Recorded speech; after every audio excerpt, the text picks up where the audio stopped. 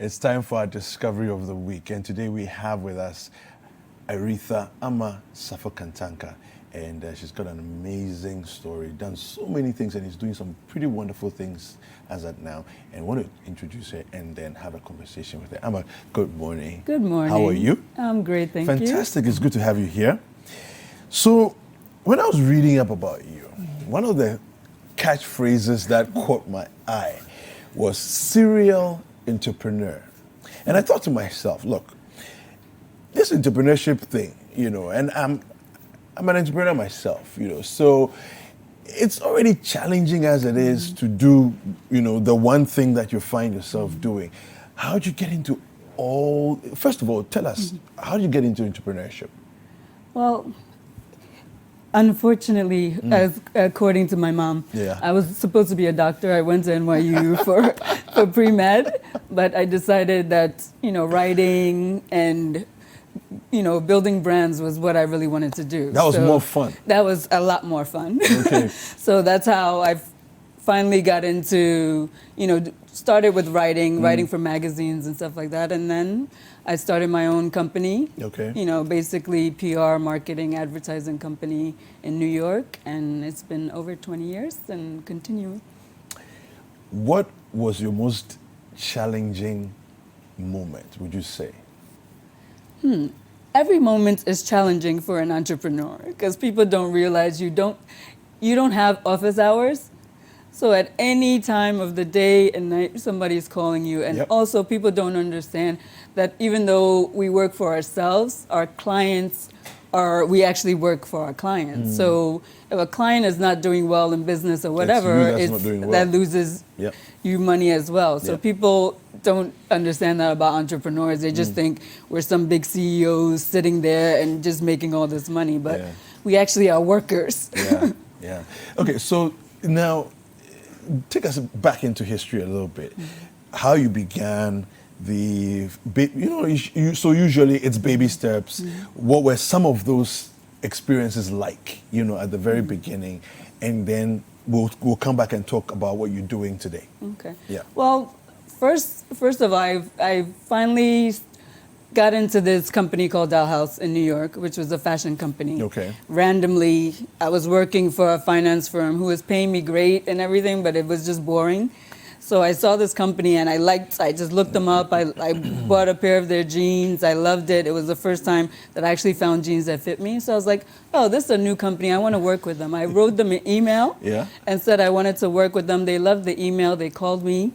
And that's where it all started. Wow. I worked for them a year and started my own business. Interesting. You said something that just hit me. You were working for a finance company. You're making a lot of money, but it was boring. Yes. Okay, so you chose passion over money. Yes. How important is that? It's very important because people literally, there was just a study out. I'm a psychology major. There was just a study out that basically people are getting sick because of their work environment. So if you're not happy doing, living out your passion and you're just a worker bee, at the end of the day, you're literally physically making yourself sick, and people, sometimes they don't understand why they're getting sick and all that. And a lot of that is you're not happy at your job. Okay, so you brought into Ghana a mobile company. Yes. Tell us about that.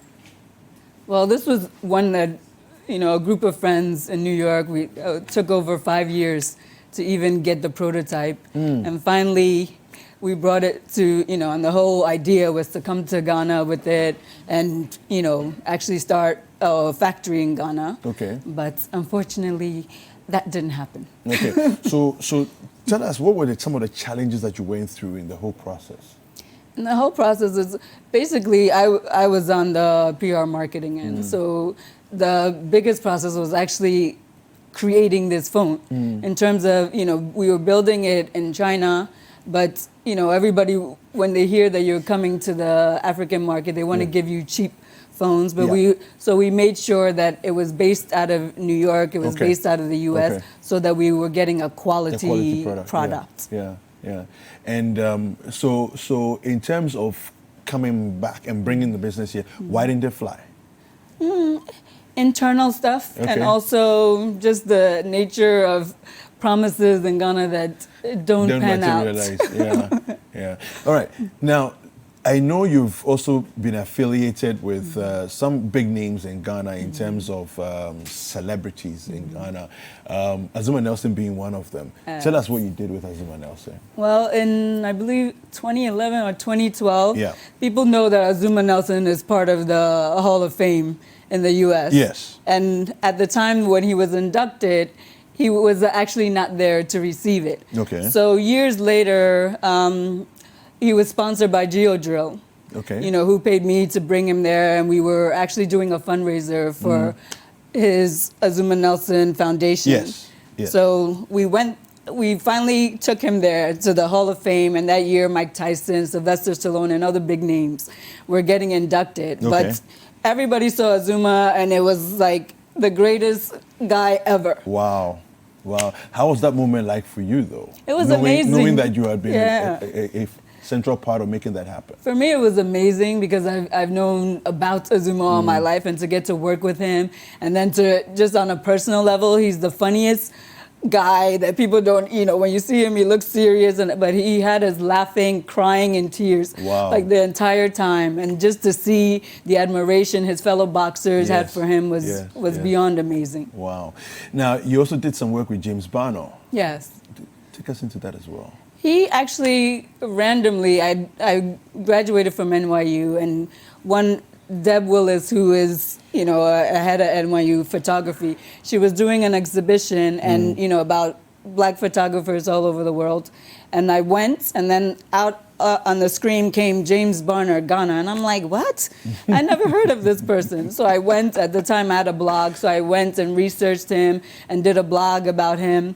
And he actually ended up reaching out to me. Okay. From reading the blog. From the blog, okay. Yeah, and he's 90 years old now, but he's very astute on social media and all of that. Interesting. He will have me up late at night on, social media just talking. Yeah. And from there, I just helped him get to NYU. Also has they did an exhibition in Paris and all that, where, I helped him get there. And now has his first book out, and he's in all these museums all over the world. And unfortunately, the reason why I got with him to begin with was to try and actually open his Ever Young studio in Ghana as a museum. Okay. And again, the museum's boards and, we're not looking at these things that we should be looking at. I mean, why should James Barner's, catalog of things be outside of Ghana? And, in the Royal Albert Museum and all the Tate Museum and all these other places instead of Ghana. And these are the things that people actually come to the nation, to want to see museums and stuff like that. So we should shine our eyes there. No, I think there's a conversation that needs to be had there, as to how we preserve, what esteem we give to some of the things that we have as our national treasures, and what value we place on these things.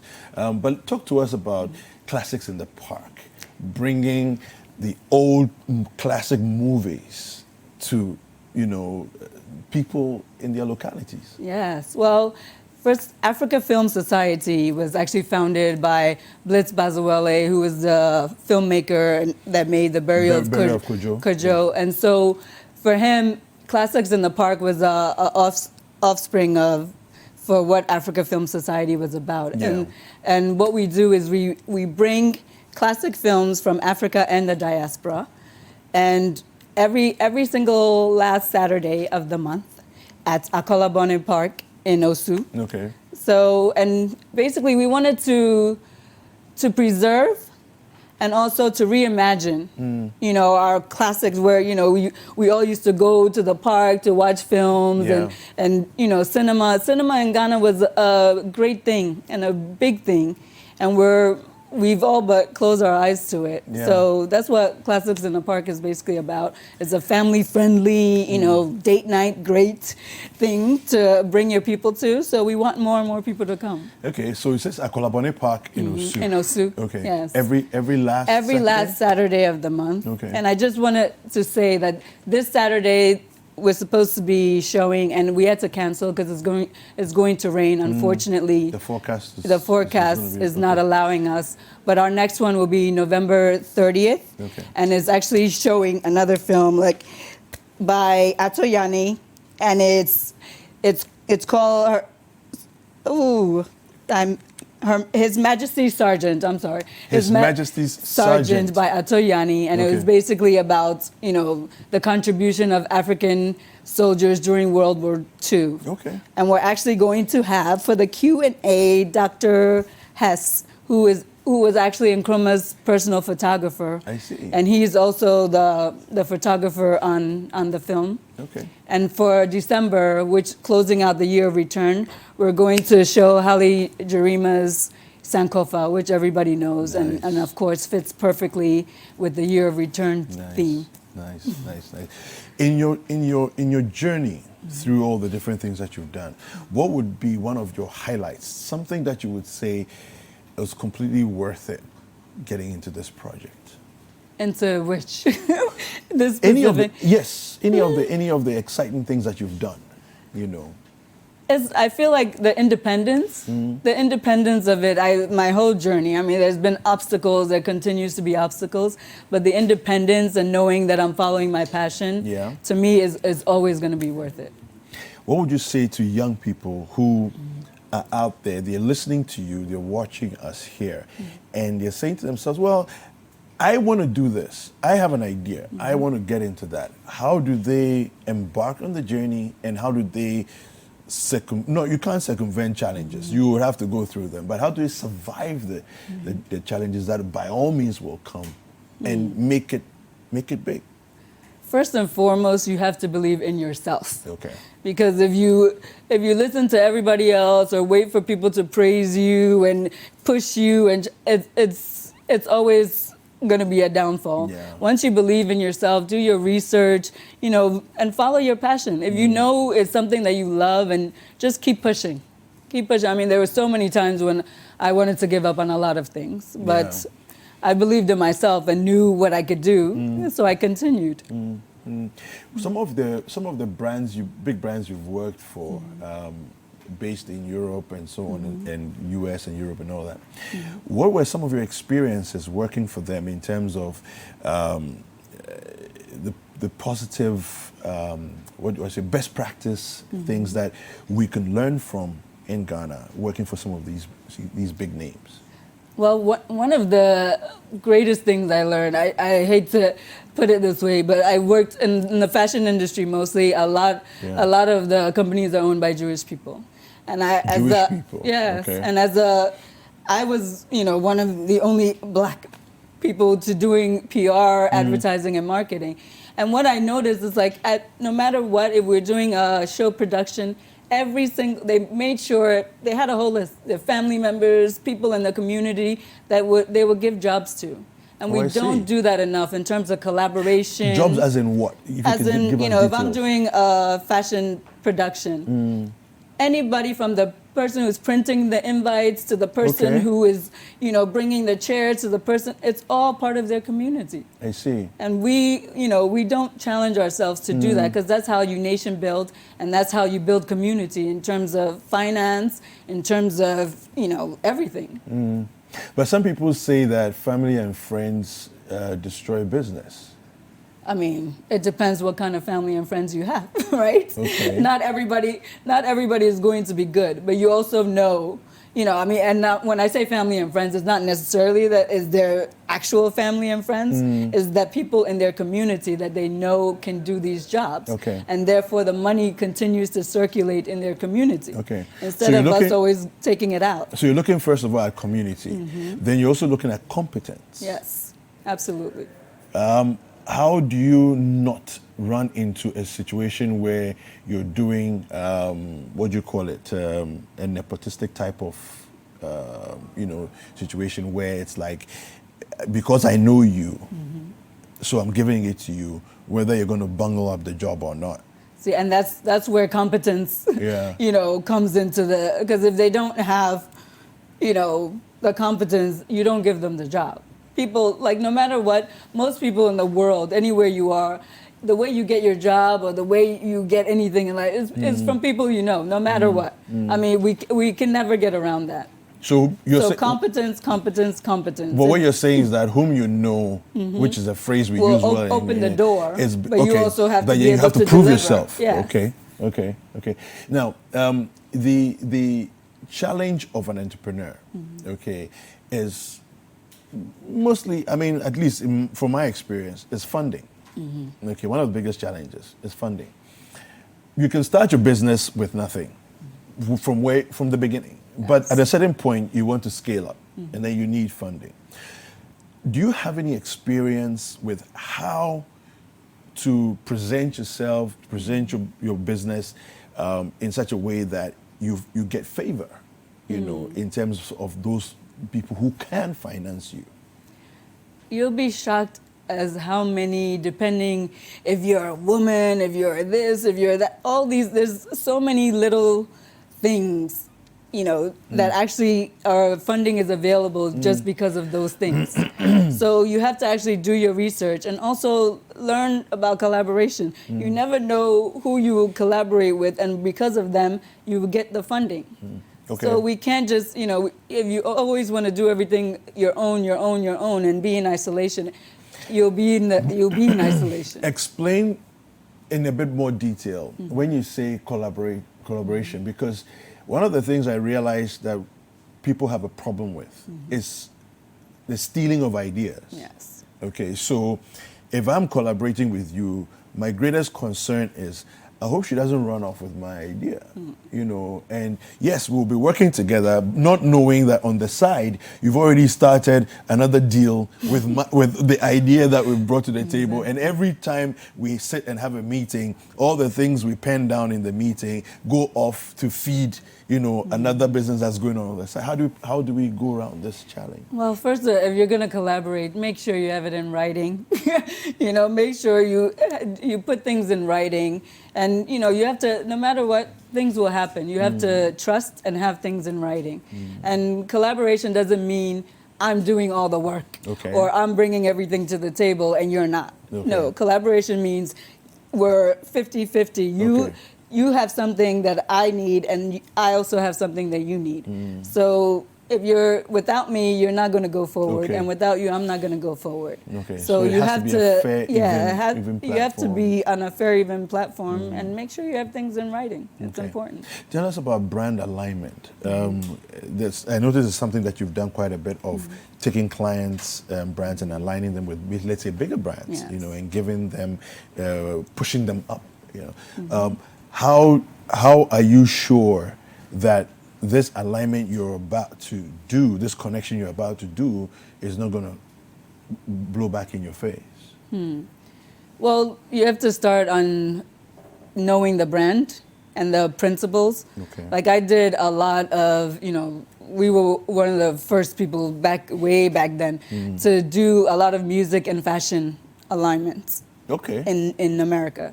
So, you know, I was working with record labels like Def Jam or Columbia, and I also had my fashion clients. So I'm like, okay, guess what? No, both of you need to do advertising, and here everybody has their own budget. So we put our budgets together, and you have an artist, you know, in your clothing, in your advertising, and they also are reaching a whole other, you know, being in a Vogue magazine or somewhere. You know, an artist is not just going to go and put themselves there. You know, so those kind of, as I said, everything has to be on a mutually beneficial situation. And then no matter what, people will realize it and bring their money. Give us some of those examples, because people are watching and curious. So, okay, you did that. Okay, so like who and who? Who and who? Okay, like I know you're more exciting because it's gonna make me sound old, but here, like people like Ashanti, you know, the singer, Christina Milian, you know, A. Marie and Brandy. We did all those were brand alignments that I worked with them. Like Brandy, we did Nordstrom's with another fashion brand called Dollhouse, and this was a retail, music, and fashion, all aligned together. You know, so I don't know who else and how many more. Okay, so you've done PR, you've done music, you've done brands, you've done. Now you're doing Classics in the Park, and you actually host Classics in the Park. Yes. Right. Now, what's next for Aretha? Anything that you haven't done yet that you're thinking to yourself, I'm beginning to get the itch for this one. Well, I have something cooking that I actually, but no matter what, everything I do, it's all in alignment. It's all part of, what I know how to do. And right now, I'm very adamant about our textile industry. Okay. And getting it, back on top. And I have something in the works in that area. Really? Yes. But the textiles industry in Ghana, it's a very difficult space. Because we make it difficult. We don't understand how it's a multi-billion-dollar business. It is, but here we have on one hand, right, our neighbors from the Far East, and they want to duplicate everything, regardless of quality and all that, and then they're flooding back our markets, okay, with products that are less than desirable quality, okay. How are you going to go around that? I mean, first, what we have that they don't have is culture and knowledge. And what we've forgotten about is that every single cloth that we wear has a name, has all these other attachments that now we've forgotten about it. And that's the difference between this right here is Asabayer. Okay. Is the name of the cloth. Okay. But who knows that? Okay. I didn't know that. Exactly, right? And it means something to us. Okay. And this is what makes us different. Every Friday I do fabric folk tales. Okay. And I tell you about the fabric and the name and what's behind it. And that to me is what's gonna take us apart. I mean, they can copy all they want, but they don't have the culture. Okay. They don't have the history. The history. So that's our focus, and that's where we need to. And of course, government also needs to do their part. Yeah. In making sure our laws work, because we do have laws. Okay, so we have a phrase in Ghana. It's an essential part of who we are as a people. Sankofa. How important is it for us to reconnect and discover again our lost, as I could say lost heritage? And I'm saying lost heritage simply because, like you said, what's the name of the cloth again? Asabayer. Asabayer. Yes. And I don't know this. Now, I would say I'm somebody who's a great lover of culture, right? And I do like a bit of history as well. So I'm very fascinated with these things, but I didn't even know this, right? How important is it for us to reconnect, Sankofa, for us to go back and pick up that thing which we lost?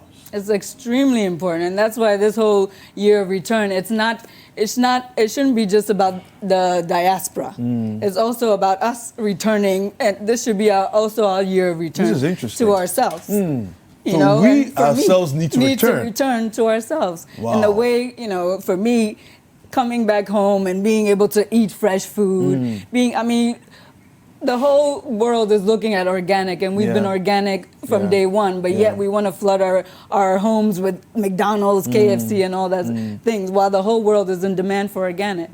It's like we need to get back to ourselves. And that Sankofa, for me, is why I came back. All right. And hopefully it's a mutual beneficial thing. The diaspora has a lot to learn from those at home, and those at home also have a lot to learn. And listen, our first real year of return was during Nkrumah's time, right? Where he asked the diaspora to come back. And people don't even know, like somebody like Shirley Graham Du Bois, W.B. Du Bois' wife, she came with her skills and communications and everything. She was the one that helped us build GBC and all the, so there's so many skills and things that we can share with each other to nation build, and we should pick up. You have a book out? No. We need to read your first book. All right. So thank you very much, Aretha Amma Sarfo-Kantanka. That was a fantastic, fascinating conversation that we just had. Hi guys, I hope you enjoyed this video. Subscribe to our YouTube channel, The Citi Tube, For exclusive breakfast daily content and other Citi TV programs. like, comment, and share with your friends.